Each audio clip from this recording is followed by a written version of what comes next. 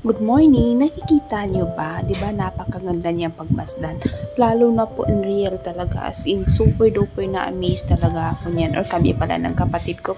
Kasi it's first time namin tapos gaya ng sabi ko earlier, di namin lubos akalain na ganun pala kadaming taong magsipuntahan sa Hong Kong Disneyland. Tapos ay as in, kaso nga lang, nung pumasok kami dyan sa mga establishment na yan, which is andun yung mga merchandise nila, mixed merchandise na, lahat-lahat na.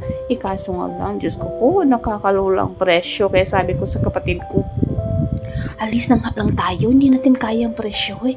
Afford lang natin ang magala-gala dito, magtingin-tingin for our eyes only lang. Hindi pwede para sa bulsa, Diyos ko po.